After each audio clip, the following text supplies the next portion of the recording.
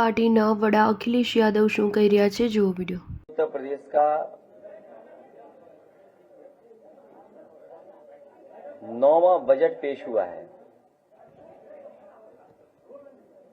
ये second last budget था इनका, सेकंड लास्ट बजट। इसके बाद आखिरी बजट होना है और फिर हम सब लोगों को नई सरकार चुनने का मौका मिलेगा। जिस सरकार के पिछले कई बजटों को अगर हम देखें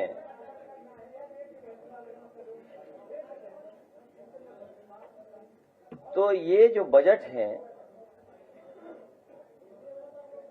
इनके घोषणा पत्र से कोई तालमेल नहीं बनता इनका। इस बजट का और इससे पहले बजटों का कोई फोकस नहीं रहा।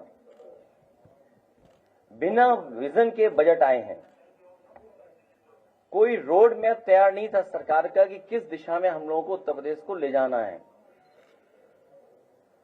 और कोई क्लैरिटी नहीं है बजटों में कि हम किसान या जो बेसिक चीजें हैं, लोगों की जरूरतें हैं, उनको कैसे किया जाए।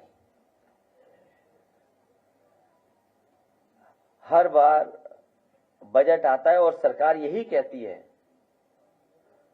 कि उत्तर प्रदेश का सबसे बड़ा बजट है। ये लैंग्वेज, ये टर्म हर सरकार हर बजट के लिए इस्तेमाल कर सकती है, क्योंकि जो भी बजट होगा वो पिछले बजट से बड़ा बजट होगा। तो ये बात कहना कि सबसे बड़ा बजट पेश हो रहा है, ये सोचने की बात है। ये बजट नहीं, बड़ा ढोल है। ये बजट नहीं, बड़ा ढोल है जिसमें आवाज तो बहुत है पर अंदर से खाली है। ये बजट खोखला है। ये बजट खोखला है। इस बजट का झोला खाली है। जनता को लग रहा है बजट आया ही नहीं है। वो पूछ रही है कि प्रवचन तो आया गया। जनता सोच रही है कि बजट आया ही नहीं। वो पूछ रही है प्रवचन तो आ गया, बजट कब आएगा। बजट देख करके किसानों की उम्मीद का खेत सूख गया है। बजट देख करके महिलाओं के माथे पर घर चलाने की चिंता की लकीरें और बढ़ गई हैं। बजट देख करके बेरोजगारों की आंखों के आगे अंधेरा छा गया है। बजट देख करके व्यापारी, कारोबारी और दुकानदारों पर मंदी की मार और गहरा गई है। जो वहां मेज पीट रहे थे, बजट देख करके भाजपा के मंत्री और विधायकों के गले सूख गए हैं, क्योंकि अपने विभागों और विधानसभाओं में तो उन्हें ही महंगाई, बेरोजगारी का सामना करना पड़ेगा। उन्हें गुस्से का भी सामना करना पड़ेगा,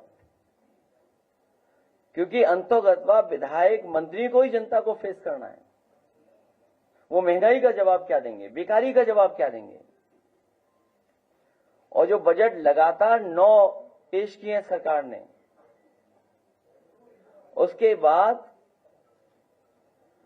जो बेरोजगारी और बेकारी से जूझ रहे हैं उनके लिए जवाब क्या है। बजट देख करके बुनकरों का ताना माना रुक गया है और हथकरघे खामोश हो गए हैं। बजट देख करके जनता पूछ रही है कि जुमला मंत्रालय के लिए बजट कितना आवंटित किया है। हालांकि अंग्रेजी की एक कहावत है कि साइलेंस इज गोल्ड। जब उसके से मिलती जुलती हम लोग हिंदी में कहावतें या उसके आसपास की कहावतों को पढ़ते हैं या संस्कृत की जब सोचते हैं, तो हमें समझ में आता है कि हालांकि वो संस्कृत का मैं बोल नहीं सकता हूं, किसी को बुरा लग जाएगा, लेकिन साइलेंस इज गोल्ड उससे मिलती जुलती जो संस्कृत में एक मुहावरा बोलें या सेइंग बोलें या कोट बोलें, उसका मतलब यह है कि विद्वानों की सभा में मूर्ख के लिए मौन ही आभूषण होता है।